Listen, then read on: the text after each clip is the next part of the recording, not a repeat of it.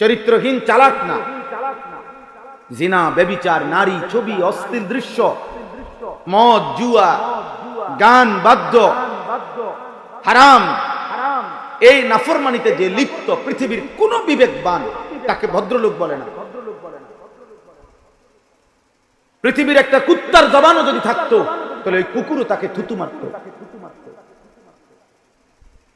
বেনামাজির যদি জবান কুকুরের জবান থাকতো তাহলে কুত্তা ফজরের নামাজ যে পড়ে না,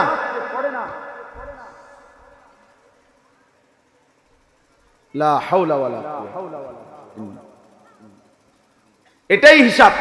তাহলে ওই কুকুর মুখ খুলে বলতো যে তোর কপালে থুতু, তোর কপালে থুতু দিলাম না ফরমান। এই জন্য ভাই এটা সাফ কথা, খামখেয়ালি করা যাবে। প্রত্যেকের কাছে আলাদা আলাদা বললাম, একজন একজন করে বললাম, নিজের এই সুন্দর হায়াতের আমার বুঝাপড়া কমপক্ষে যদি আমার নিজের বুঝাপড়া না থাকে তো আমার জীবনের আর কি রইল?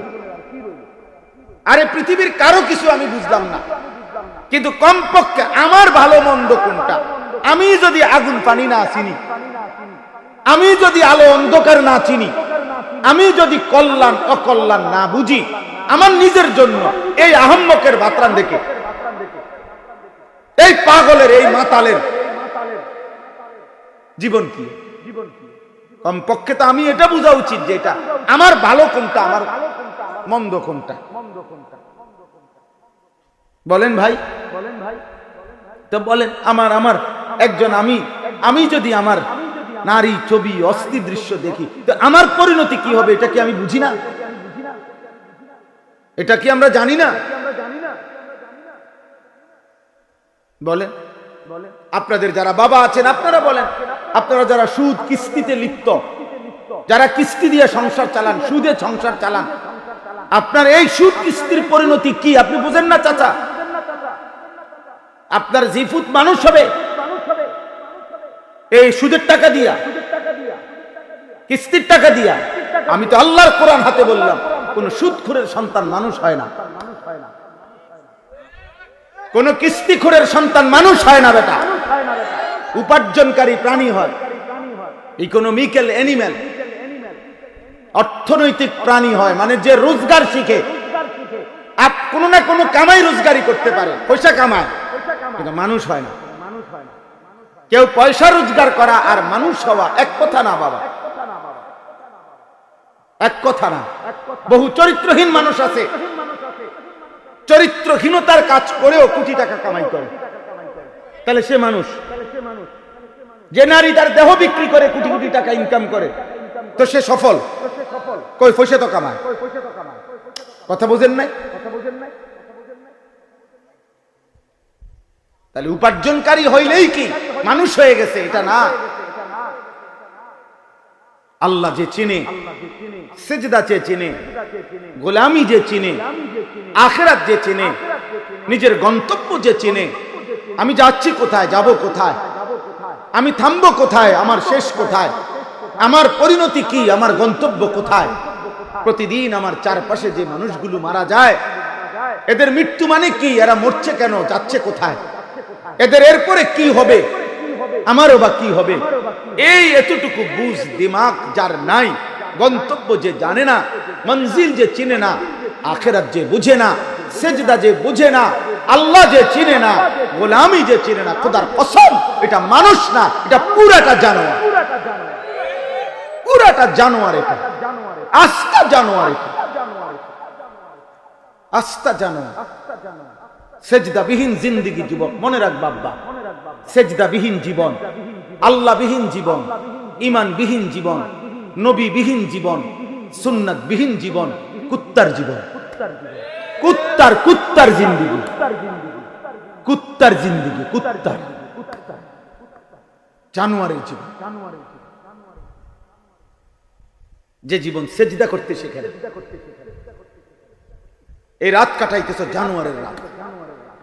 অনেক ছেলে তোমরা মনে করছো আহা খোদার 365 দিনের এক বছরে কোনদিন 5 ওয়াক্ত নামাজ পড়ো নাই। এই জীবন জানোয়ারের জীবন। হাইওয়ানের জীবন বেটা, তোর দুর্ভাগ্য বেটা, তোর মালিক ভুলে গেলি। তোর দুর্ভাগ্য, বদনসিব বেটা, তোর বানানেওয়ালা ভুলে গেলি। যে আমাকে 24 ঘন্টা লালন করে, এমন মালিক ভুলে কেমনে? এমন মালিক ভুলে কেমনে? যে আমাকে 24 ঘন্টা রিজিক দেয়, আমার প্রতি সেকেন্ডের নিঃশ্বাস যার হাতে, তাকে ভুলে কেমনে? কোন মানুষ বিবেকবান তো? যদি কেউ বলে বিবেকবান কাউকে, মাকে ভুলে যাও, তো বিবেকবান যে কোনো মানুষ বলবে, সে যেই ধর্মের হোক, যে বেটা বলস কি, মাকে আবার ভুলে কেমনে? ঠিক না? মাকে ভুলে কেমনে? এক সন্তান মাকে ভুলে কেমনে? এক সন্তান বাবাকে ভুলে কেমনে? আল্লাহ তাআলা বলে, মা গাররাকা বিরাব্বিকাল কারীম, আমার বান্দা আমার মতো মালিক ভুললা কেমনে?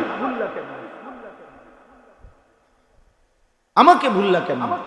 দুনিয়ার সব ভুলা যায়, রব ভুলে কেমনে? আমার অস্তিত্বের প্রতিটা বিন্দু যার হাতে, তাকে আমি ভুললে হবে কেমনে?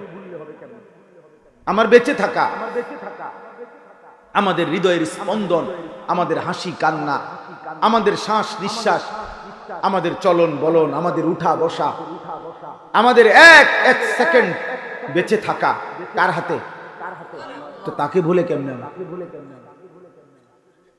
আল্লাহকে ভুলে কেমনে? মিয়া সেজদা ভুলে যায় কেন? মুসলমানের ঘরে এমন দুর্ভাগা সন্তান হইলা কেমনে? ইমানদারের ঘরে এত বড় নাফরমান কেমনে হইলা? আহা বদনসিব বেটা, কে তোরে আল্লাহ বুলায় দিল? কে তোরে নামাজ বুলায় দিল? চারিদিকের এত মসজিদে আজান হয়, কে তোমারে এতবার, একবারও তোমার কলিজার মধ্যে একথা ভাবনাও আসে? এখানে নাই এমন মানুষ 365 দিন, গত এক বছরে যে কোনোদিন ফজরের নামাজ একদিনও পড়ে নাই, এমন নাফরমান নাই এখানে? ওরে দাঁড় করান, ওরে দাঁড় করাইয়া ওরে জিজ্ঞাসা করেন যে নাফরমান, এমন মালিক কেমনে ভুললি? এমন মালিক কেমনে ভুললি? এমন রব কেমনে ভুললি?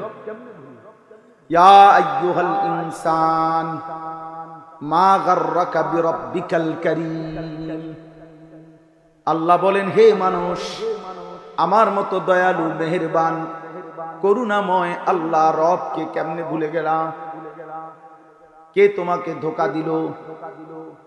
কে তোমারে প্রতারিত করলো? কে তোমারে মনি ভুলায়া দিল? বান্দা, আল্লাযী খালাকাকা ফাসাওয়াকা ফাআদালাক। তুমি কি জানো না বান্দা, আমি আল্লাহই তোমাকে সৃষ্টি করেছি।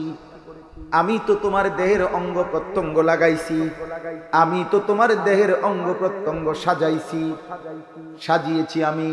দেখো না দুই পাশের কান কেমন সাজাইলাম, দুইটা চোখ আমি আল্লাহ কেমনে সাজাইলাম, দুইটা ঠোঁট আমি কেমনে সাজাইলাম, আমি রব্বুল আলামিন হাতের আঙ্গুল কেমনে সাজাইলাম, দুইটা হাত লম্বা করে দেখো কেমনে সাজাইলাম, দুই দিকে ছড়িয়ে দেখো কেমনে সাজাইলাম।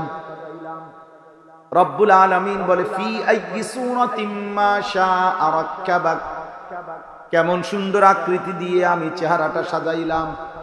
800 কোটি মানুষ একসাথে দাঁড়াইলো, প্রত্যেকে ভিন্ন ভিন্ন,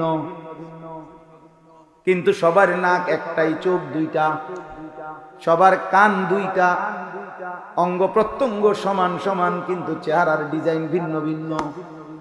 800 কোটি মানুষ যদি বৃদ্ধাঙ্গুলি দিয়ে মেশিনের মধ্যে যদি ফিঙ্গার দেয়, 800 কোটি মানুষের আঙ্গুলের ভিতরের রেখা ভিন্ন ভিন্ন। নাই তো ফিঙ্গার নেয় কেন? বালা কাদিরিনা আলা আন নুসাব্বিয়া বানানা। আল্লাহ বলে, ঠিক হুবহু আজকের আঙ্গুলের রেখা যেমন, হাসরের ময়দানও আমি যার রেখা যেটা ছিল ফিরাইয়া আনবো সেটাই। সুবহানাল্লাহ। এজন্য দোস্ত আল্লাহকে চেনেন, আল্লাহকে। মিন আইয়ি শাইইন খালাকাহ, মিন নুতফাতিন খালাকাহু ফাকাদ্দারাহ, সুম্মা আস-সাবিলা ইয়াসসারাহ, সুম্মা আমাতাহু ফাআকবারাহ, সুম্মা ইদা শাআ আনশারা। আল্লাহ বলেন বান্দা শুনো, তোমার গল্প শুনো। আমি আল্লাহ রাব্বুল আলামিন, আমি তো সৃষ্টি করেছি, আমি তো তাকদীর নির্ধারণ করেছি, হাসবা কয়বার কাঁদবা কয়বার আমি ঠিক করেছি। আমি রব্বুল আলামিন কয় লোকমা খাবার খাবার ঠিক করেছি। আমি আল্লাহ তাআলা তো সব কিছু তোমার তাকদীর নির্ধারণ করে দিয়েছি। সুবহানাল্লাহ। এজন্য চলেন ভাই, অনেক রাত, খুব লম্বা করা ঠিক হবে না। আমি সবার কাছে নওজোয়ান, আল্লাহ তোমারও কবুল করেন। সবাইরে বলি ভাই, আমি বড় শক্ত মানুষ, আমার এক ফিকির এটা।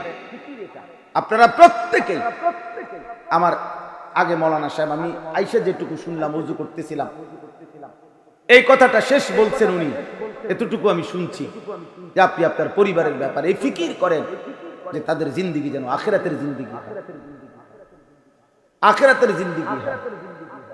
যে বাবা মা নিজের স্ত্রী সন্তানের আখিরাত বুঝেন নাই, আপনি কিছুই বুঝেন না।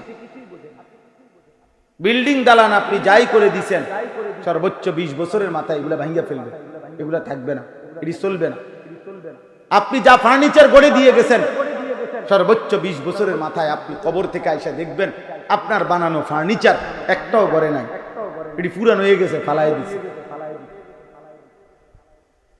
আমার দাদা মৃত্যুর 12 বছর পরে আমার বড় জ্যাঠাকে আমি বলছিলাম, আমার দাদা 10 গ্রামের মধ্যে আমার দাদার অনেক হালের বলদ ছিল, অনেক বড় গৃহস্থ ছিল, বিশাল বড় সংসার ছিল দাদার।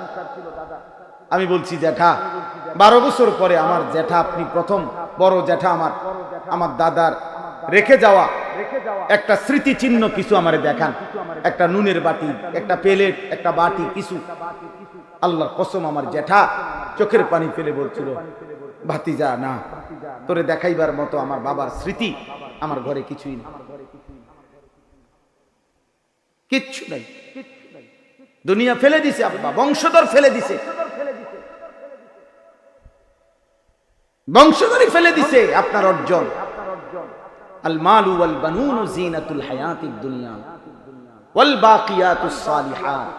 আল্লাহ বলে সম্পদ এবং সন্তান এ শুধুই কেবল তোমার দুনিয়ার সৌন্দর্য, আর স্থায়ী বস্তু বাকিয়াত সে শুধুই নেক আমল। আস-সালিহাত নেক আমল, সেজদাই টেকসই, জিকির একমাত্র টেকসই।